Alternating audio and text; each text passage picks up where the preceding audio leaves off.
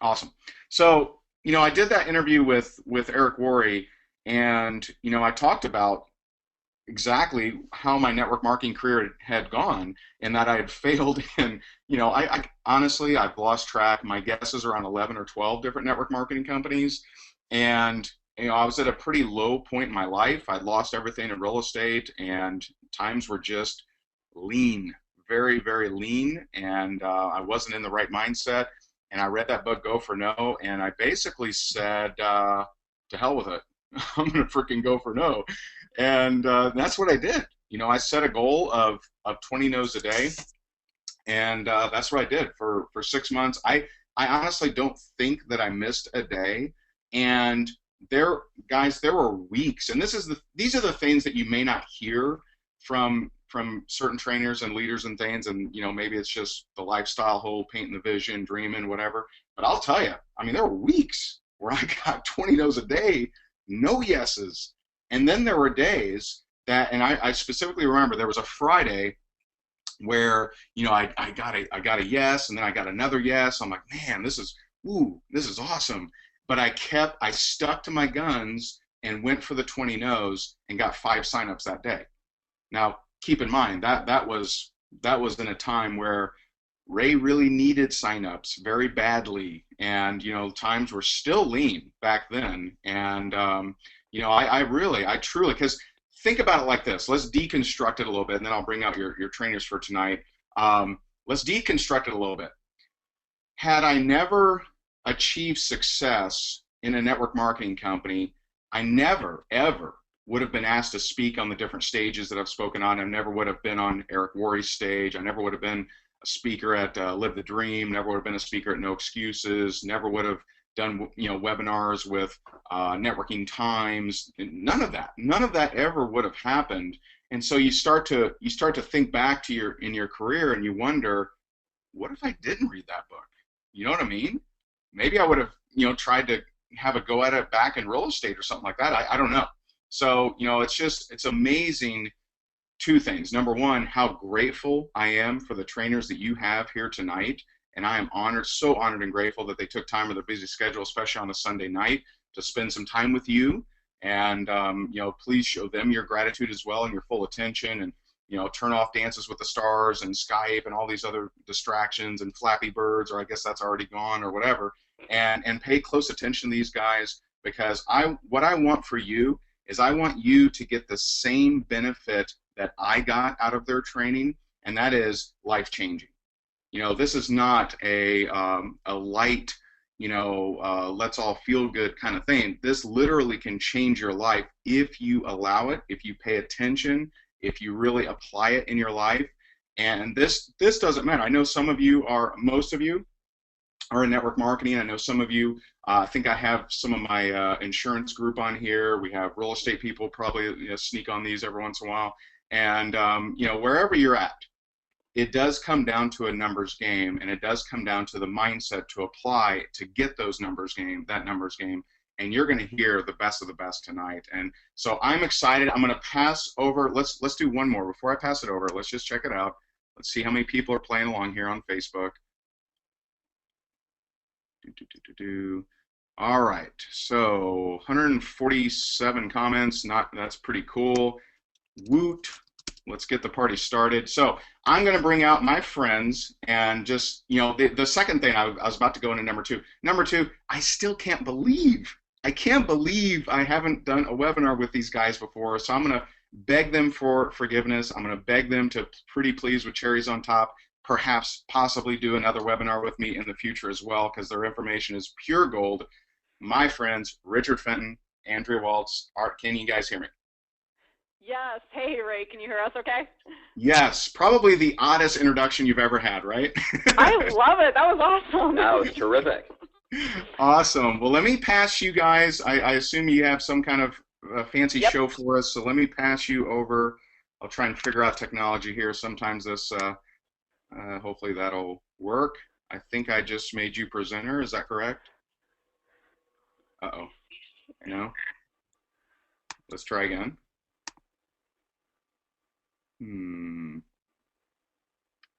No go, huh? Oh, here we go. Here we go. All right. You should see something now, right? Yes. Okay, here we go. All right, let's So see. we got over 700 people excited to hear you guys and rock this thing out, and I'm excited. I'm gonna retake notes on your training, and I'm excited to have you guys on here. All right, awesome. Well, let's get to it then. We are super thrilled to be with you and everybody tonight. I'm so grateful and honored that so many people have joined us. Yeah, absolutely. And I have to tell you, Andrea and I always joke that when we get on these calls, how happy we are to talk to everybody about our favorite word in the whole world, the word no. Right. Now, we do love the word no, but that's because we've spent many years reprogramming the way we think about it. And most everyone obviously loves yes, and they hate no, or at best, they're neutral about it. And the way of thinking that we want to share with you tonight is designed to get you some really amazing things. And I love Ray's testimonial. Some of those things are great financial results for sure, and some of those things, in my opinion, some really attractive things for me at least, have to do with less stress, more fun, which you can see just hearing Ray talk about it, and a greater peace in your business. Whatever the thing is for you, though, whether it's financial results, whether it's better emotions in your business, I think you're going to find it in what we are going to teach tonight. Yeah, the funny thing is, as kids, we weren't fazed at all when we heard the word no. I mean, we shrugged it off, we laughed at it. I mean, we simply ignored it. In fact, we kind of accepted rejection as a part of the process. I mean, we did it automatically. We didn't even have to think about it. But somewhere along the line, this natural sense of tenacity that we're born with seems to get lost. It gets drummed out of us along the way as we're growing up. And the fact is, it gets drummed out of us by well-meaning people in our lives, our teachers and our parents and people from the church and people who mean the best for us. But they're constantly telling us, that play it safe and look both ways and be seen and not heard and all of these things which kind of shrink our comfort zone around us. Now, in case you just happen to think that this simply sounds like we're going to do a bunch of rah-rah motivational stuff, let us assure you, we aren't. We hope you're motivated, but really with the time that we have with you this evening, we want to share with you what we call our core go for no concepts, at least as many as we can get in the time we have, things that will start impacting your results immediately. And when we say immediately, we don't mean next week, next month, or next year. We are talking literally like tomorrow morning. Exactly. So here's the first question that we want you to ask yourself, and that is, when you hear the word no, what does that no mean to you? How do you respond to that internally in your mind? What do you say to yourself? A lot of people, when they hear no, they interpret it really negatively. They figure that this means never. They think they're not going to get anywhere today. I don't have what it takes, right? They have all these negative messages. I'm not going to be successful in this business. Or do you respond positively? Are you able to avoid all of that negative thinking? And then how do you respond externally? What do you do with your activity? What do you do with your actions? What do you do when you get that no or that series of no's? Do you stop for the day? Do you move on to other tasks? Do you let the entire day go without making another call or another contact? Worse, right? Do you go a week or a month? Do you avoid networking situations and asking for referrals? All because you hate putting yourself in the position of potentially hearing a no. Now, we always ask this question at the beginning because it's really telling, and it's critically important because your response to rejection, in this case hearing no, is the thing that ultimately spells the difference, in our opinion, between long-term success and failure for millions of people all over the planet. And you guys, it's not age or gender or training or all of the skills. It's not the product or service being offered. Right, and it's not the economy, right. Everybody. Exactly, not the economy. Nothing else but this. The relationship you have with the word no, and I'm sure you didn't think you had a relationship with no, but you do. What you think and feel when you hear it, how you internalize it, how you respond to it, and then what you do afterward as a result, whether you seek opportunities to hear more no's or whether you basically take off and run from them, is one of the single most important factors in determining the level of success you will achieve. Ray is like our icon. He's the perfect example of this. In fact, Rich and I are willing to go out on a ledge and say that if you are not currently achieving the level of success you want in your life, you are probably not failing. That is hearing no often enough. Now, what we want to do is so Richard and I are known as the go for no people. Everybody assumes that we must be fearless because we wrote this book on getting more no's, right? No, they must be so great at this. That is so not true. So what we want to do before we get into some of these core concepts is we want to lay a little foundation. We want to tell you a couple stories. Rich is going to start with telling you guys about his rough start in sales, so you kind of see where we're coming from with this so that we can then, again, share these core concepts, which is going to do exactly what we're talking about here. We're going to change how you think and feel about the word no and then how you respond to it, which can change everything. So, Richard, with that, go ahead. Absolutely. Well, my early years in business, I was working for my father in the automotive fleet business. Rent-a-cars, leasing companies, that kind of thing. I was a few weeks into a brand new sales position working for my dad, and I was failing miserably. I knew I had to do something, and you have to imagine how difficult, this was. Here I am, a 20-year-old kid going back to his sales legend father and having to utter the most difficult 3 words probably on the planet in that situation. I can't sell. Interestingly, my father took it pretty well. He said, Rich, he goes, you know what? He says, you're right. He said, I really haven't given you any sales training, have I? He says, come on in here. Let's make some calls together. Well, let's make some calls together really meant that he was going to make some calls. And because this was in a pre-speaker phone era, I sat on the other side of the desk, and I got to listen to one half of the conversation. Well, my dad grabs his phone book. He flips, his finger down the rent-a-car page. He goes, here we go, ABC Rent-A-Car. Let's call these people. I've never called them before. He dials the telephone. He gets the purchasing agent on the phone. And Ray, I am not kidding you, in 3 minutes, he gets an order for 20 cars. And I have to tell you that was the moment. Yeah, and that was the moment. I mean, I knew I couldn't do it. So that was it. I decided in that moment to quit the car business. I thought I could never, ever do what I just watched my dad do. Because, you see, my father was the quintessential sales natural. He was one of these people who could start a conversation with anyone, anywhere, anytime about anything. He didn't have any fear or hesitation. He didn't need any training programs or steps. The truth is, in this regard, I am not my father's son. Right. Now, this is usually the point where people are assuming that Rich is going to say how he, dug in and worked really hard and conquered his fear of selling, which actually is not the case. No, not so much. When I say I quit my job, I'm not trying to be funny. I did. I quit my job. I couldn't see any other way out from underneath my dad's sales legend shadow. I moved from Chicago all the way to Los Angeles to get as far away from selling as I possibly could. And interestingly, the very first job I took when I got to LA was in sales. Right? But this time I took a job in retail sales, you see, because I was smarter than the average bear. I knew that the problem was that I had to go out and cold call on people, and I had to start conversations with strangers. Well, in retail, that wouldn't be the problem, right? In retail, people would be coming into me. They would walk into my store, onto my sales floor, and I would just show the merchandise, and I would be a great success. Well, the truth is it didn't make any difference. I still found myself failing at sales.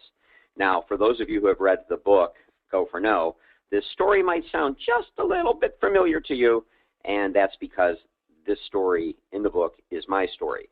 The character in the book is, for all intents and purposes, me. It is what I experienced. So here I am in this new job selling suits for a living, and to say that I wasn't doing well is an understatement. My sales were so abysmal, I was pretty sure they were going to fire me. And that's when I heard that the district manager, a man by the name of Harold, was scheduled to visit the store, and I thought, maybe if I could impress this guy Harold on this store visit, they'd give me a chance to improve my sales, right? Well, Harold shows up at 9:30 in the morning. We all had donuts and coffee. Store opened up at 10 o'clock. I was the first person in that morning, so I got to help the first customer, and in walks this well-dressed gentleman who immediately announces that he wants to buy an entire wardrobe of clothing. And I thought, man, this is it. Here it is. This is my chance to impress Harold. I'm going to show this guy just what a great salesperson I am. And for the next half hour, I took care of this man. It ended up in an $1,100 sale, which was a big sale for the time period. And, man, I was proud of myself. And I was just certain that Harold was going to fall all over himself, telling me how wonderful I was. Well, for the first few minutes, he didn't say a word. And finally, he threw me a bone. He said, hey, that was a nice sale, kid. And then he asked me the question. When I say the question, I mean it was a question that literally would change the course of my life. And so, and here I am on the phone many years later having Ray say that the book we wrote changed the course of his life. So Harold changed a lot of lives, probably not just with me, but with other people that he asked this question of. And the question, he said, was, out of curiosity, what did that customer say no to? And I was a little bit thrown by the question because I didn't understand where it was coming from. But when I stopped and I mentally reviewed the sale in my mind from beginning to end, I realized that that particular customer had not said no. Okay, he hadn't said no to anything. Every single thing I laid in front of that man, he said yes to. I said, well, actually, Harold, the customer didn't say no to anything. And then Harold asked me the other really important question. He said, then how did you know he was done? Well, I'm going to tell you how I knew he was done. See, I was a young kid. I wasn't making a lot of money. I had never spent, $1,000 on a shopping trip for clothing, on myself in my life. To walk into a clothing store and spend, $2,000, $5,000, $10,000, that was like outside of my consciousness. So when you as a customer got to my mental spending limit, which was $1,000, you were done. I mean, I would ring the sale up, send you on your way. Harold said, he goes, Richard, he said, I watched you sell. And he said, you know what, kid? He said, you're not half bad. He said, but your fear of the word no is going to kill you. And then he added the final little magical words. He said, but you know what? He said, I think if you could just get over that, he said, I think that you could become one of the great ones. Well, it was amazing because I went into work that morning thinking they were, going to fire me. And I went home that night, 2 letters from greatness. And the letters were N-O. No. Well, while this is my story, I'm pretty sure that I'm not alone here. It is very likely that my story is, at least to some degree, your story too, for those of you who are on this call. Or if not, it's certainly the story of some of the people who are on your team or will be on your team in the future. Well, yeah, and I have to say, actually, it was my story because when Richard and I met, and I actually thought I was a pretty darn good salesperson, and when he shared the Go for No story with me, I realized in that moment, oh my gosh, you know what? I don't like hearing no, and I don't go for no. I shy away from no's. No's seem to me to be pushy, and I like to call myself a pathological people pleaser. So when anybody thinks I'm pushy, then I'm not being my people-pleasing self, right? So I totally needed the message. That's why I absolutely, completely fell in love with it and love sharing it, because I think most people, and I certainly did, they spend their careers seeking success, wanting the yeses while doing everything within their power to avoid failure, to avoid hearing no's, and that's a recipe that ensures mediocre performance. I mean, the reality is that intentionally increasing your failure rate, and by that we mean intentionally increasing the number of times people say no to you, that's the ultimate strategy for achieving long-lasting and sustainable performance. Because when you go out of your way to increase the number of no's you hear, the yeses will show up at your door in greater quantity than you ever could have imagined before. Yeah, exactly. And I have to tell you, before that day with Harold, you see, I had operated using a mental model that had me in the middle. And I think this is the model everybody operates from, at least naturally, with success, having people say yes to me on one side, and failure, having people say no, having people reject me on the other side.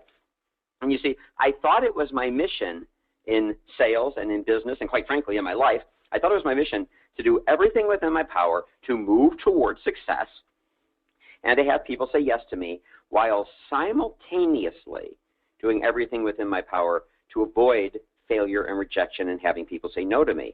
But you see, what Harold got me to understand that day was that there was a second model, a new model, quite frankly, a more effective model. Harold said, Richard, the way that you should be thinking is that you're on one end. Failure, rejection, having people say no to you is in the middle. He goes, and this success that you want so desperately in your life, he says, that's on the far end of the model. He said, failure and rejection and hearing the word no are not things that you're supposed to be avoiding. He says, these are things you're supposed to be seeking. There's a new idea. He said, these are the stepping stones, if you will, on the road to success. Put another way, what Harold taught me in that moment is what turned out to be the subtitle of our book, which is that yes is the destination, right? And no is how you get there. Yes is the destination, no is how you get there. Harold said, most people, when they get to the sign marked failure, they just figure they're heading in the wrong direction. Well, what do any of us do when we think we're heading in the wrong direction? We turn around and we go back the other way.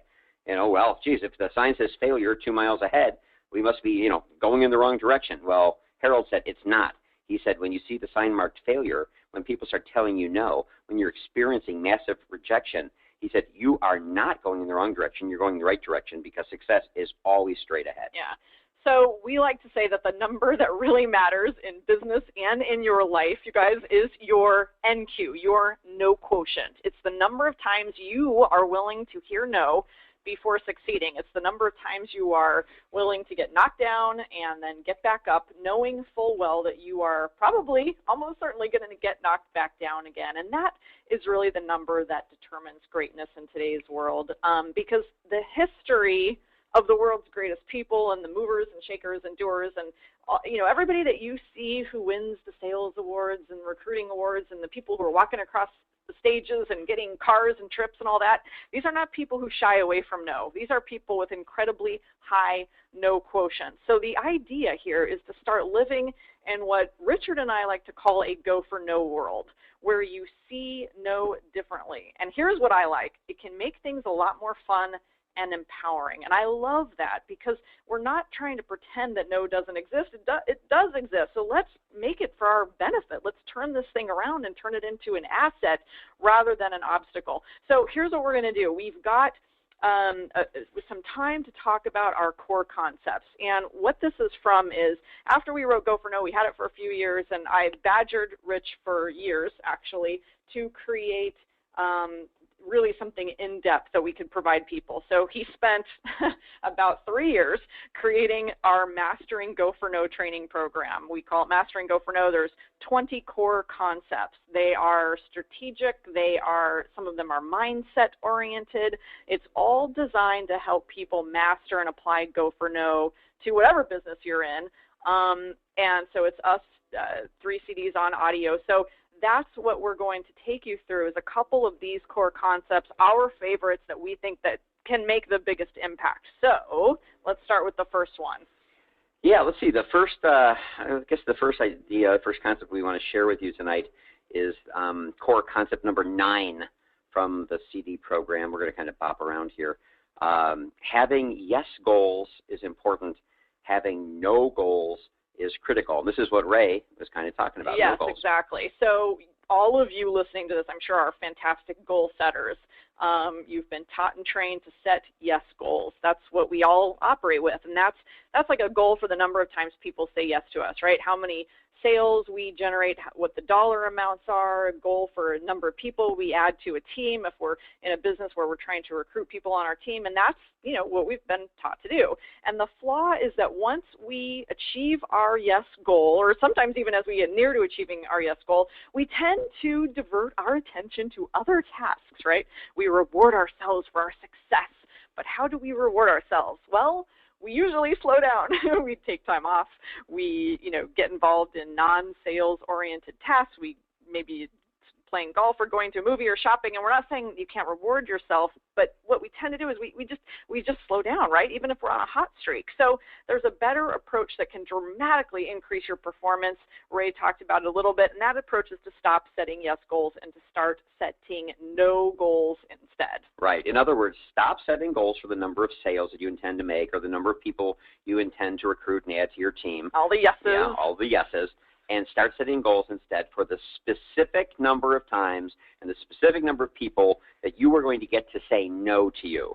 What we are talking about here is to actually start operating with a failure quota rather than a success quota. Right. So, you guys are all probably really good goal setters and goal achievers, and sometimes it can feel a little weird to do this, but we did it in our business. This is like 15 years ago. We launched our business doing speaking and training. Our goal was to speak 4 times a month. So we would, we had a yes goal of 4, right? So we'd get on the phone, we'd start calling, we'd email, we'd send packages, and sometimes we got lucky and booked the 4 programs we wanted. We got our 4 yeses at the beginning, of the month. And so what did we do with the rest of the month? Well, Richard and I took time off. We lived in LA. We laid by the pool. We went to the movies.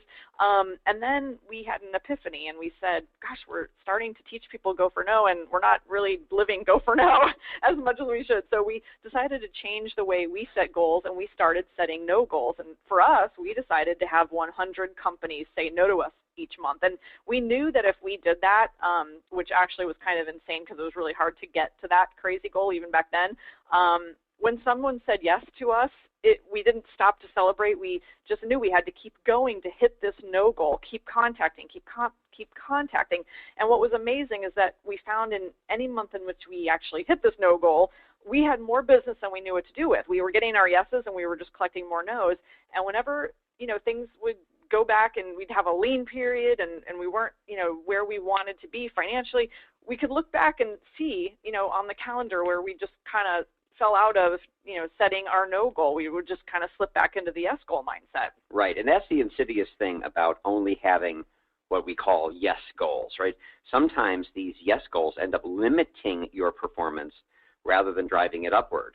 But you see, if you will stay focused on the behaviors necessary to be successful in your business, in this case, it would be to hit your no goal, you will find that the yeses will come. They'll come automatically. They always do. Right, absolutely. Right. Okay, so this brings us to... Can I? Yeah, go ahead. Can I just throw one thing in there?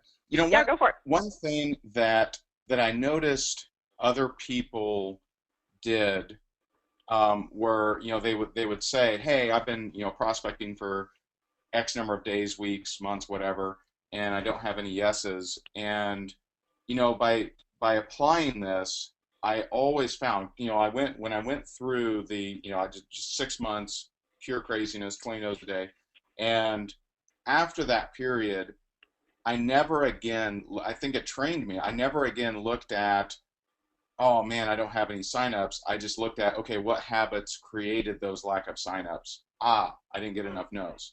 And so it is switched, and I think a lot of people, they tend to look at their results versus the habits that created the results. And your guys' training really helped me with that, at least. Great. Well, that's, and that's exactly what we're after, is to try to change the mindset where people understand that the activity, people think that goals should always be the results, that it has to be the end number. Well, goals can actually be behaviors. In the same way that you can, for somebody who's trying to get in shape, the goal can be, to do 50 push-ups or to do 100 sit-ups. It doesn't have to be what the weight is going to be. It doesn't have to be how much muscle mass you have. It can be the activity that leads to it.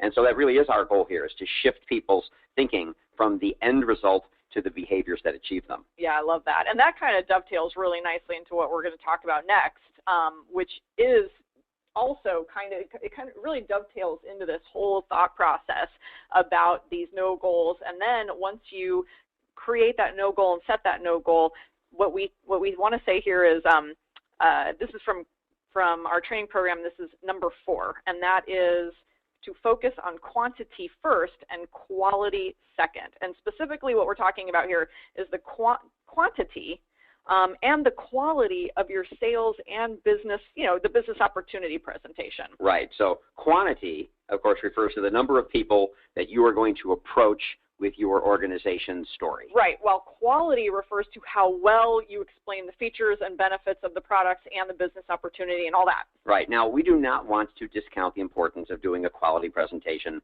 when it comes to trying to influence people, right, in the world of sales or building your business and achieving success. But the reality is that the number of presentations that you make, the number of we like to say the number of doors you knock on. Yeah, exactly. The number of people who you are attempting to recruit. In other words, the number of shots you take is significantly more important than how well or how perfect that you do it. And we have a reason for bringing this up. Yeah, exactly. I mentioned my rough start in sales. Well, when I started in the car business, I noticed that my father had a piece of masking tape stuck to the back of his, telephone receiver.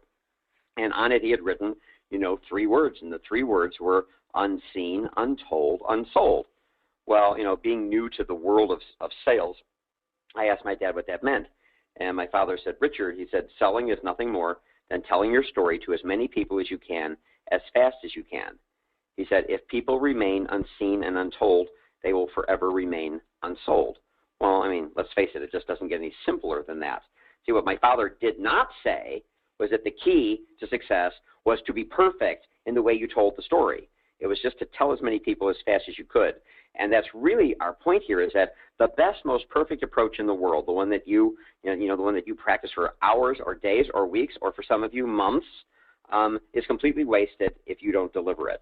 While the worst stuttering, stammering, unfilled, screwed up presentation you could imagine has a chance to create magic and change your life. It does not matter how smooth you are in this business, or whether you can answer every question that somebody throws at you or every objection. What matters is that you tell your story to as many people as you can, as fast as you can. In fact, Andrea and I are willing to go out on a limb here for a second time in this call and say that you could approach people and you could say, you don't really want to know about the XYZ company, do you? And you know what?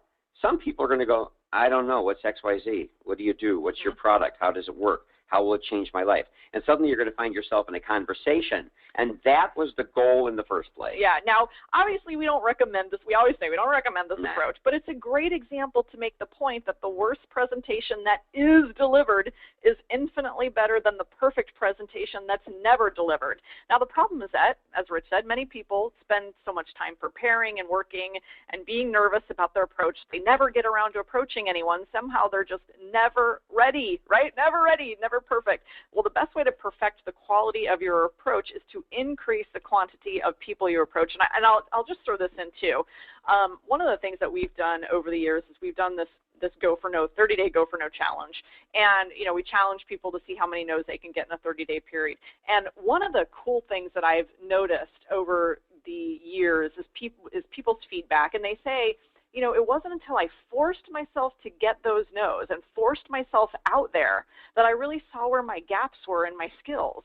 And, I think we all have this tendency to just keep adding skills and working on skills. Well, if you're not out there and you're not testing yourself and trying and letting yourself fail and allowing yourself to mess up, you're never going to have a chance to figure out what those things are. So obviously we're not saying, oh, Rich and Andrea, they're saying, I just go out there and I'm bad forever. No, you're not going to be bad forever. You can't be. You will improve just by the nature of getting out there. And I think that's the great thing. It's kind of a self-solving thing. Right, exactly. All right.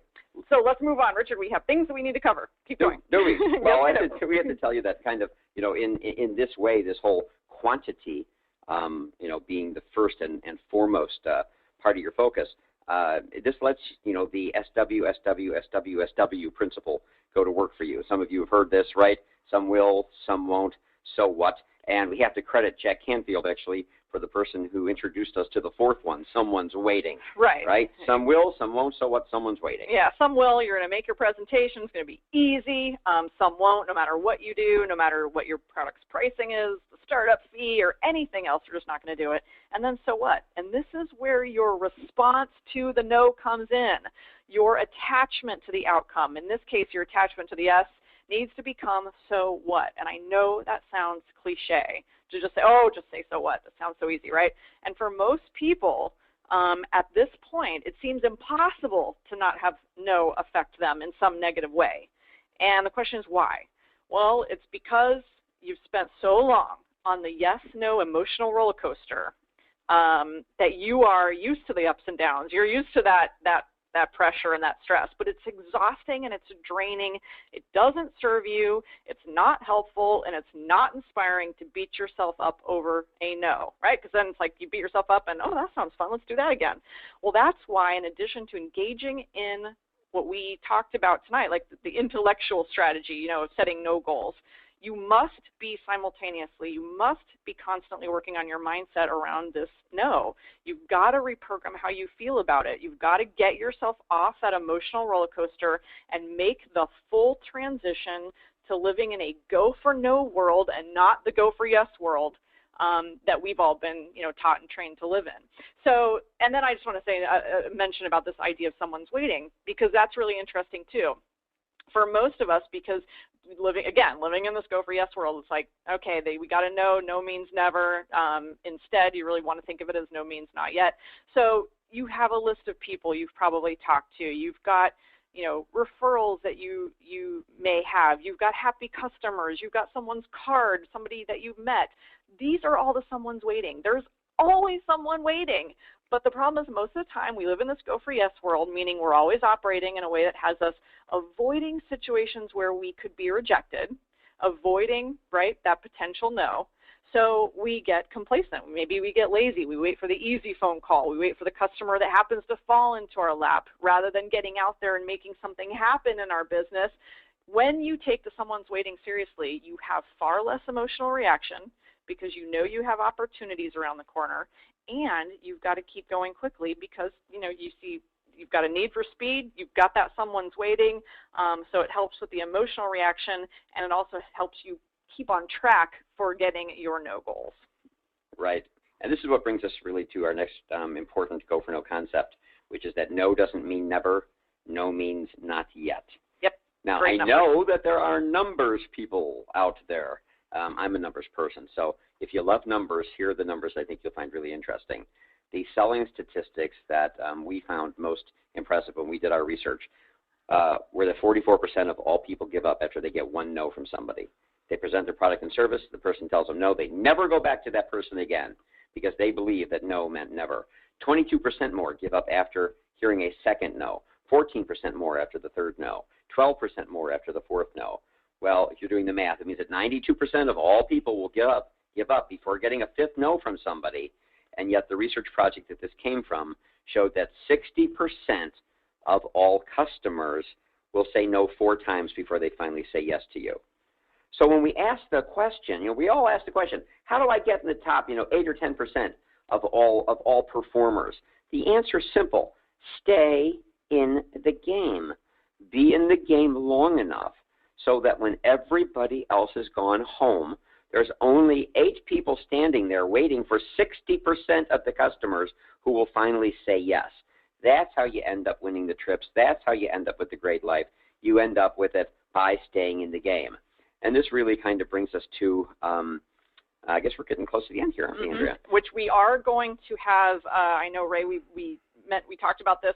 We're going to have some time for Q&A, which is always so much fun. So we have time for this, but we did want to cover something that we call the 5 failure levels. This is in the book. We just wanted to highlight these because it's the perfect way to have kind of a go for no overview, and you can see how you can move through these yourself. So, Rich, level 1, the ability to fail. 100% of the people on planet Earth have the ability to fail. It's fundamentally where everybody starts. Level 2, the willingness to fail. The willingness to fail means that, hey, I understand that failure is important, and I'll do it if I have to. But, people who get to level 2, they're doing it, but they're doing it begrudgingly. They certainly aren't enjoying it very much. It's level 3 where it gets exciting. Level 3 is what Andrea and I created the term, the wantingness to fail. Now, I'll be honest with you. It was a challenge for me. When I first started, I didn't want to fail. I had to be shown that it was a better way. And in reality, probably fewer than 5% of people ever get to level 3 for any sustained period of time. The wantingness means that at the end of the day, when Ray says he wanted to get his 20 no's, if he had gotten 18 no's and he's laying in bed, he would be disappointed that he had not gotten the final 2 no's because he wanted to hear the word no. It's a very different mindset from just the willingness. And that really takes us to level 4, which is failing bigger and failing faster. That's right. And so when you get to level 4, and you've come to the conclusion that if failing is good and getting no's is good, then failing and getting bigger no's is even better. So what we like to say is a no is a no is a no, no matter who it's coming from. Right. There's a saying, easy yeses produce little successes. I love that. Right? That is a go for yes mindset, isn't it? Yeah. Well, it's a go for no mindset. Yeah. So when thinking about going for a big no, we do want to ask this question, and that is, do you have something the person might benefit from? And if you believe that you do and you're sold on the benefits, then put your own fear or apprehension aside, and just tell them your story. Just share with them, ask them some questions. There are probably some people that you haven't approached, right, with that go for yes mindset, where you've had an excuse or whatever. Just remember, a no is a no is a no, no matter who it's coming from. So when you're trying to get all these no's and you're setting no goals, all of the prejudging, all of the excuses, all of the stuff that we tell ourselves in the go for yes world has to go out the window. And that's what's so fun about it, is you can have fun with it, and that's kind of the go for no mindset. That's living in a go for no world. Right. And when you get to level 5, finally, is what we call failing exponentially, which means failing through others or with others, if you want. This is usually a function of team leadership within an organization, or a function of group leadership, which is what Ray is doing right now with everybody, on this call. And that is, to understand that if individual failure can lead to individual success, then group failure can lead to group success. Can you get everybody failing together? Yeah, exactly. So before we get to the Q&A part, because people always have such terrific questions, and I know that that you're probably thinking right now of something to ask. So keep that in mind, because we would love to answer your question. But before we do that, we mentioned this idea of these core concepts. And what Richard and I did was we created this Mastering Go for No program that has strategies. It's tactical. It's got some mindset things.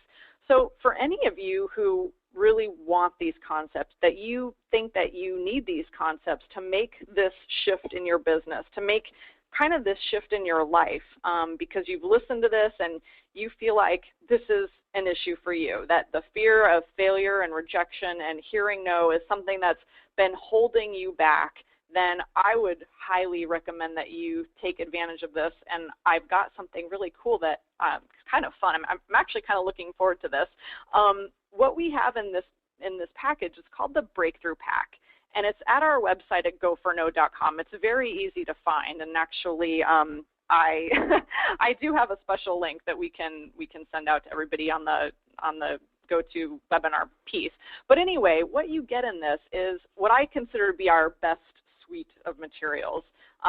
You get the Mastering Go for No training program, and it also comes with a CD that has a 36-page printable guide, which is really cool because you can work through all 20 concepts.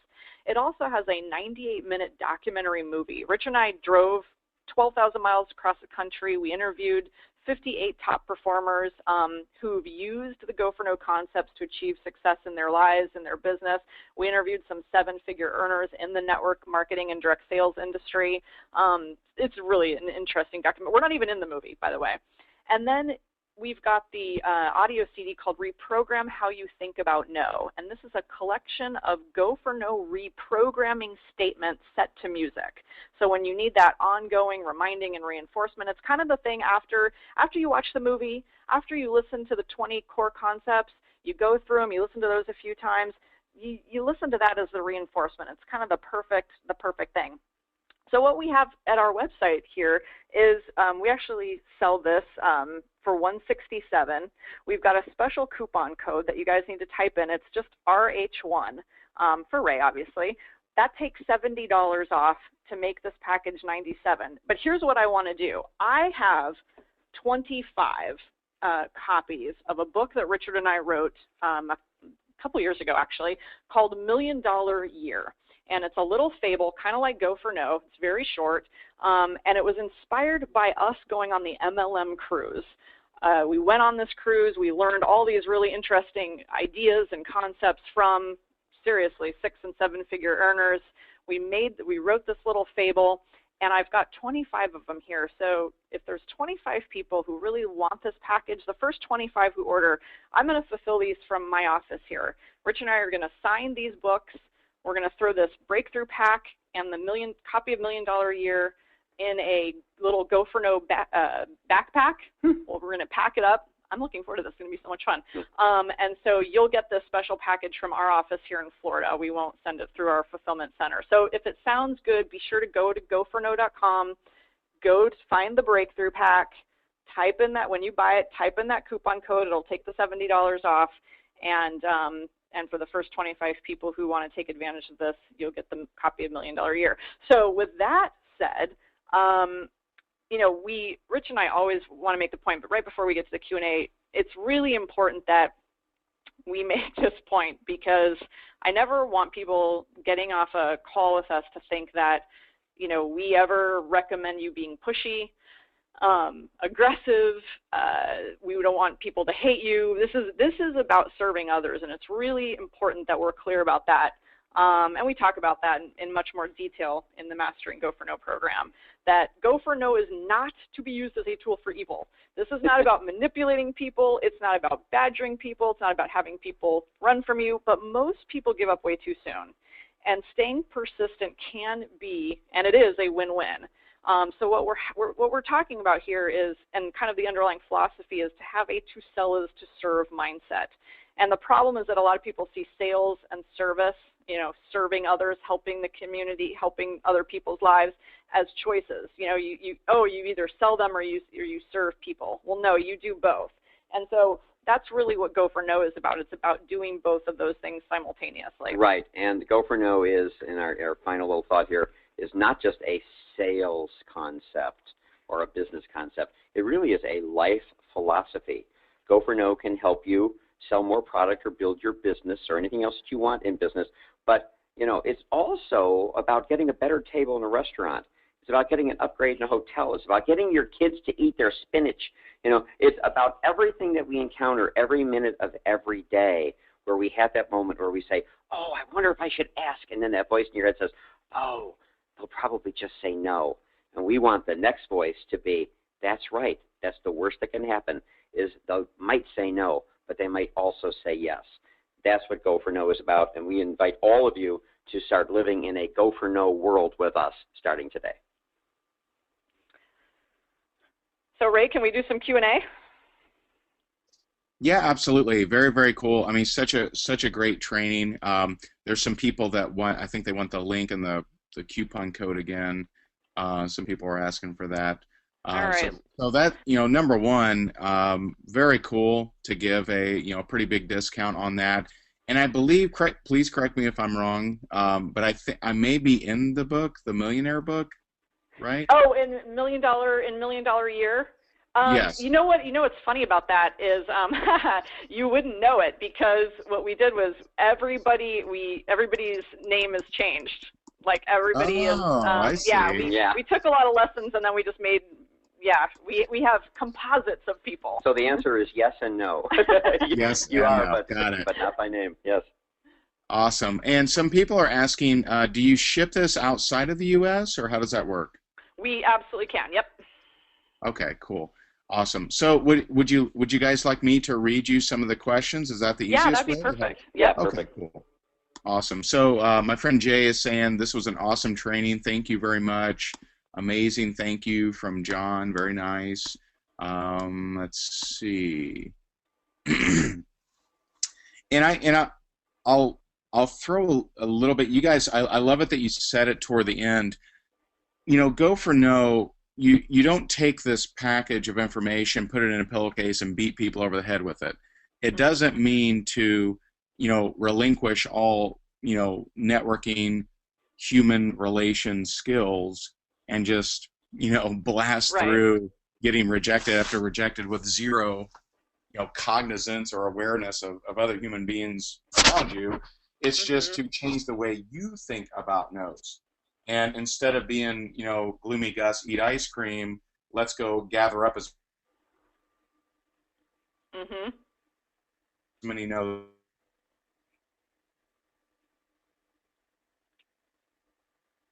as humanly possible, because that will get us to the yeses. Oh, there you are. Yeah. When they go for no. Yeah, absolutely. And I think that's the thing, is that most people, we've got to get people through that initial dislike, discomfort, all of those bad feelings about no, so they can stay in the business long enough to be able to cultivate all those skills. But you can't cultivate any of those skills, including all the great people skills and all those things that you need, if, you know, the rejection is that thing that's stopping you.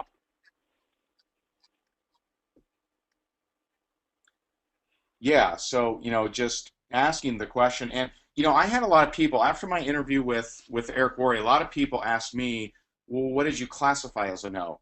And it's like a no can be at multiple levels. Like sometimes I would say, hey, just curious, just throwing it out there. Would you be open to a side project that interferes with what you're currently doing? And they would say no.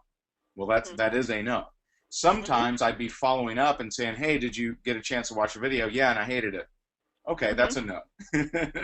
Right? And Right. so a no can come at different stages of the process, just to help some of you guys out here. Absolutely. So Glenn is asking, please expound on the hotel upgrade and get kids to eat their spinach. Oh, okay, sure. Um, Here I will tell you a story. It's not the hotel upgrade story, but I call it the airline first class upgrade story.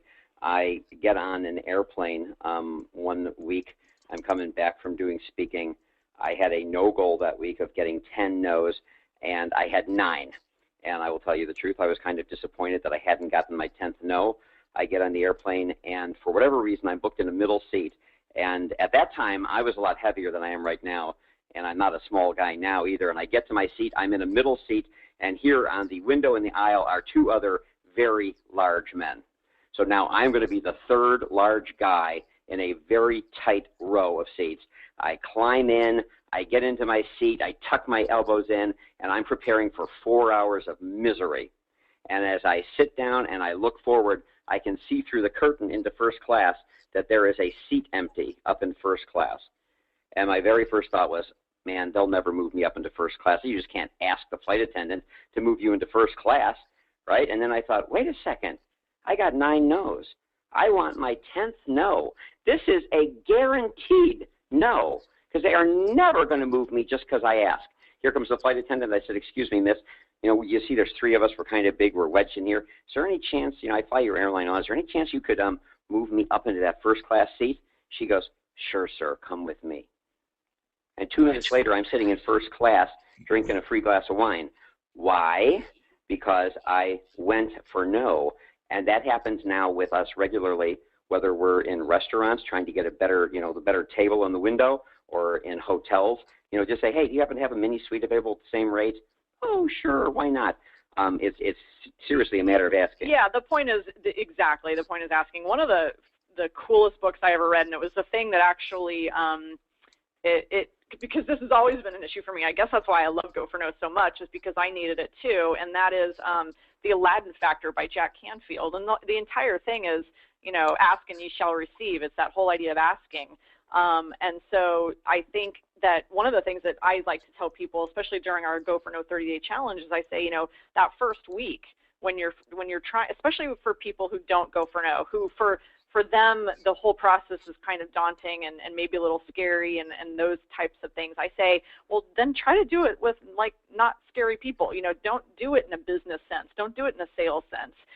Find an opportunity, something, anything. I mean, even if it's silly, ask something at the grocery store, ask for a sample of cheese, right? It's just do some things that allow you to get your confidence up, and even if it sounds silly, it still makes a difference. It still helps you go for no. So that's what we mean by getting your kids to eat their spinach and the upgrades and all of that. It's all ways of asking in more non-threatening situations. Yeah. There was 2, and I think I saw, I don't recall if it was from the book or if it was from you guys sharing on stage when I saw you. Can you share the Babe Ruth and the Shaquille example? Oh, I think you're thinking of like the basketball analogy, right? Right. So Yeah. we actually have. So those are Now those are two different examples. Sure. Yeah, but the Babe Ruth example is the classic example of all time. Babe Ruth until Barry Bonds came along and via the steroid aided abilities Right. broke the records, and few of them went down in that regard. Was the number 1 home run king of all time, but he was also the number 1 strikeout king of all time. I mean, it is the direct analogy between the number of times you hit the ball out of the park will almost always be in direct proportion to how many times you're willing to strike out in this world. I mean, it's, you know, yes and no. People think yes and no are opposites. They're not. They're opposite sides of the same coin. You know, they are a package deal. And if you want a lot of yeses, well, then you better be willing to take a lot of nos. If you only want a couple of yeses, okay, then you don't have to experience too much rejection. But if you want big success, then you better see it as a package deal. The second example was the Shaquille O'Neal example, and it was really kind of funny because Shaquille O'Neal, one of the greatest basketball players of all time in the NBA, but also one of the worst free throw shooters in the history of the NBA. And Shaquille O'Neal drove me crazy when I lived in Los Angeles because every time he would get fouled, I would get up, walk across the room and literally hold the television in my hands and pray, that he would somehow hit a free throw. And I mean, he was a 50% free throw shooter no matter what I did. Well, it turns out that they've done research and statistical analysis and have determined that Shaquille O'Neal helped his team win more games being a bad free throw shooter than you would ever have imagined, because every other team said, oh, he's a bad free throw shooter, so let's foul him. They called it the hack-a-shack defense. Let's foul him, put him on the free throw line, and make him make his free throws from 15 feet away. Well, over some games he had 30, 35, 40 free throws. Well, he was only shooting 40 or 50%. But when you give a guy that many shots, you can shoot blindfolded, and some of them are going to go in the basket. And so the analogy is always the number of shots you take, the number of swings you take, the number of times you ask, the number of times that you are willing to be courageous and sometimes to be ridiculous for asking for something that you don't even have the slightest idea or belief that you're going to get. You will find that the yeses will appear, and you almost can't stop them. And so those examples exist in every sport, in every area of our lives, right down to Brett Favre, the greatest #1 touchdown until this last season, touchdown passes in history. He was also the person with the greatest number of interceptions. Those things always go hand in hand. Yeah, it's just so powerful. I mean, really, guys, it comes with, I believe two things that really help you out. Number one, I would highly suggest, if you're struggling with your numbers in network marketing or in whatever sales capacity, get the breakthrough pack. Make sure you get the $70 off. Enjoy, those. I assume the first 25 are probably may be gone. Maybe they can extend that. I'm not sure, but get the pack. And here's two things for you. Then we'll wrap this up because I know it's getting a little bit late on Sunday, and some of you are calling in from the UK, so it's like 3 a.m. over there. You're just awesome. I applaud you. Number one, break your addiction to the outcome. I tell people that if you hooked up a heart monitor to me and you just monitored the heart, you wouldn't know when I got a no, because it doesn't change. I mean, literally, I'm not on some roller coaster. I'm not all tied up when someone tells me no. I don't have an addiction to the outcome, period. And number two, many of you say things like, well, I got this brother-in-law that would be really good at this thing, and here's what else happens that you can't envision until you do it. When you rock the numbers, when you have, I mean, seriously, when you're connecting with, you're getting 10 no's a day, 20 no's a day, 5 no's a day, whatever, over a period of time, those individuals kind of blur out. You actually stop caring so much and being so attached like an umbilical cord to the one person that watched the deal, and all of a sudden you have 50 people that have watched the deal. So the one maybe, or the one person that just never calls you back, you kind of don't care that much anymore about it. And it's not that you don't care about them, it's just you're no longer addicted to the outcome. So you create a behavior that is built for success.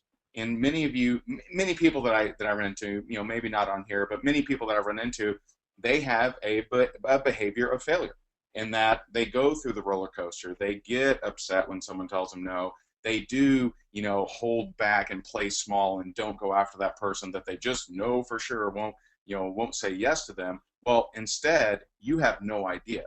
You literally have no idea if the person that without a shadow of a doubt is going to say no says yes, and you also don't know who they will lead you to. I've had people that I was just positive in my head would say no, say yes, and become some of my biggest leaders in my business. And so you just have no idea. Well, I know we've we've gone about an hour here. I appreciate you guys so very much. Thank you so much for taking time out of your Sunday. Looking forward to, I didn't realize you guys were in Orlando. We were just up there not too long ago, and we go up there every once in a while. Definitely want to hook up with you guys if you're not, traveling the world or the, different planetary system.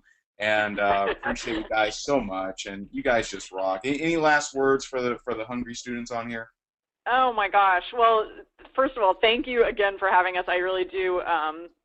We're honored to have everybody join us, on this late Sunday night, especially those UKers.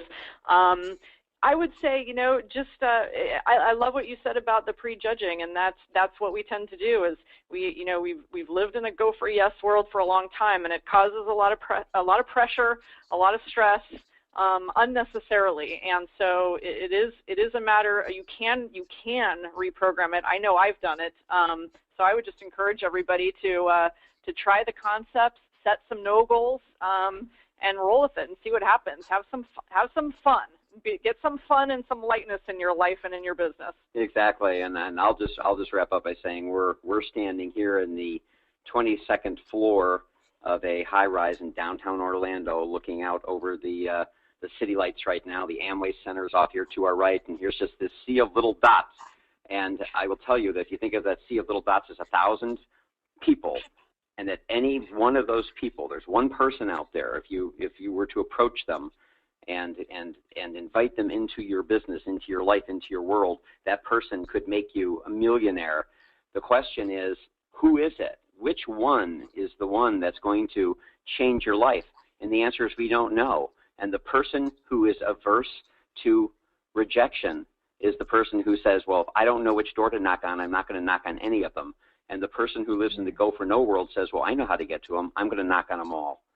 And when you reach that point, then nothing can stop you. That was nice. I like that. That's really good, guys. Well, thank you all so much. Thanks so much, each and every one of you on here.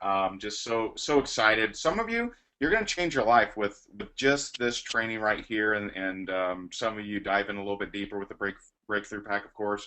And appreciate you guys. Look forward to seeing you guys. And those of you on here, I'll probably see you on Facebook or somewhere else. And show some love. Show some love on Twitter. These guys are real active on Twitter. Their Twitter handle is Go4No. So make sure, and mine is Ray Higdon, if you feel like throwing something there too. But definitely retweet and mention and throw love and kudos and high fives and thumbs up to at Go4No on Twitter. And love you guys. Appreciate you, Richard and Andrea, and look forward to seeing you guys soon.